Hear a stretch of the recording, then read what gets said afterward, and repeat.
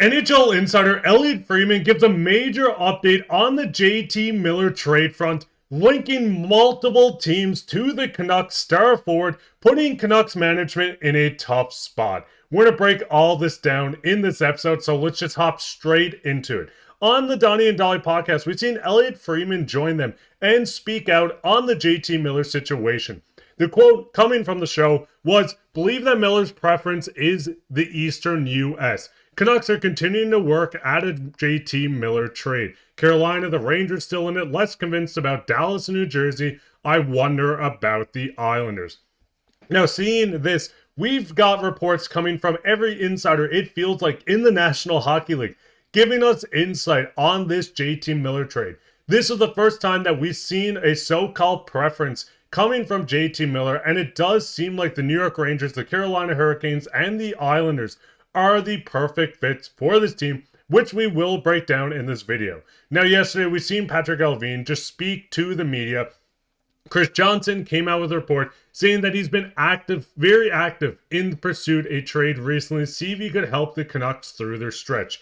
We also got quotes from Patrik Allvin himself on all the trade speculation, saying, "I'm not going to get into any specific on any talks. We'll continue to see what makes sense. It's just a matter of when and not if on J.T. Miller being traded from the Vancouver Canucks at this point. This could be before the Four Nations hockey, as we've seen multiple general managers and insiders say teams do not want to risk their superstars getting hurt in this tournament and not be able to use them as trade leverage or for the playoffs." Now, looking at Miller has been a huge part for this team, and I want to make it very clear, I don't want to see J.T. Miller go. But seeing these reports, seeing the Canucks management wanting to make a change, it does seem like it's just going to happen at some point soon.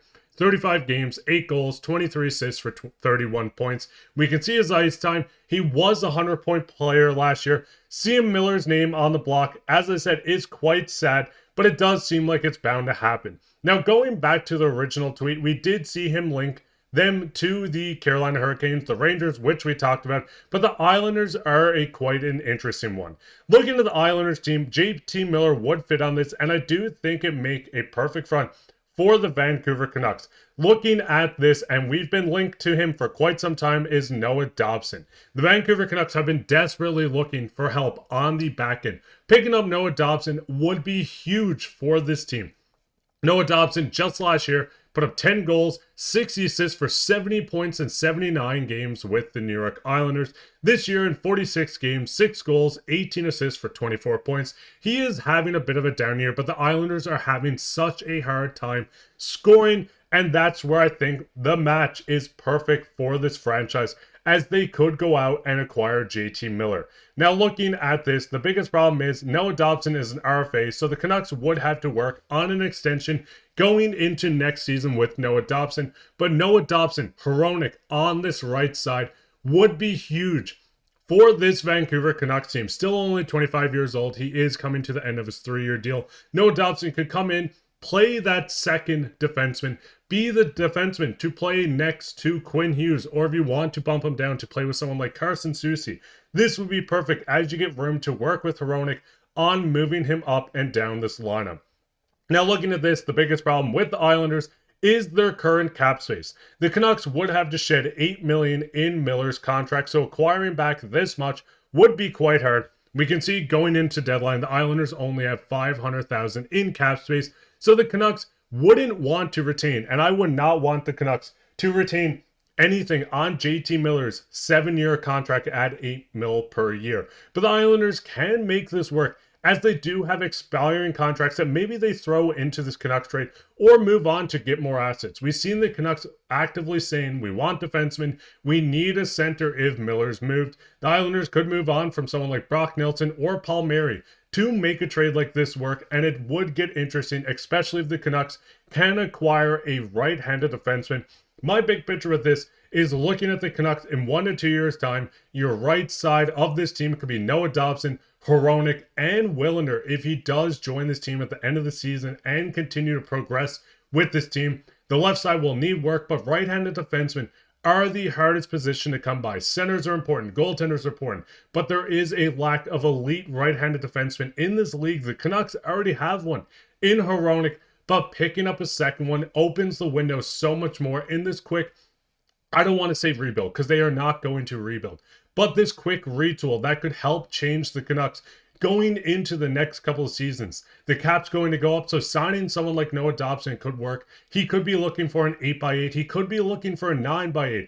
But getting in someone like this of his elite stature, someone that put up 70 points last year on an Islanders team, that's not knowing further scoring. This would be massive for the Vancouver Canucks.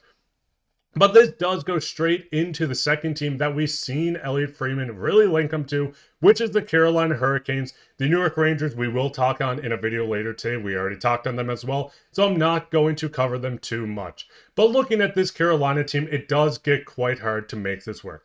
Carolina has a lot of defensemen, but it seems like they're very keen on keeping these guys. The only one that's going to be moved does seem like Dmitry Orlov, and I don't think this is a fit for Vancouver. Looking at the forward group, they could move out some contracts. Kotkaniemi is on just under $5 million. He's 3 of 8 on this contract. The biggest problem with this is the lack of production, and I hope, and I say it now, if the Canucks get Kotkaniemi, I'm going to be quite upset for a guy like J.T Miller. Kotkaniemi is not the option here, and I don't know if this works for the Canucks in the sense that, yes, they're going to look for prospects. They're going to look to add more players to this team. But unlike the Islanders, they don't have a lot of cap space and they don't have expiring deals that they could move out to make this deal work. There's a lot of elite talent on Carolina, but I don't think any of these players can be linked and go to a team like Vancouver in this trade.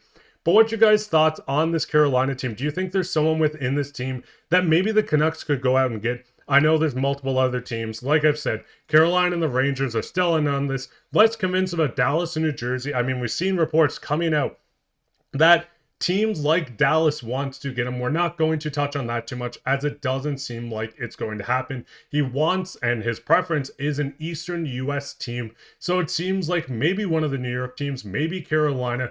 There's teams like the Islanders, which is coming in as a wild card. There's a lot of teams in on J.T Miller, and like I've said, from the reports we're seeing, from Chris Johnson, from Elliotte Friedman, from Dave Pagnotta of the fourth period, it does seem like a Miller trade is going to happen before the Four Nations, just in case he gets hurt during this.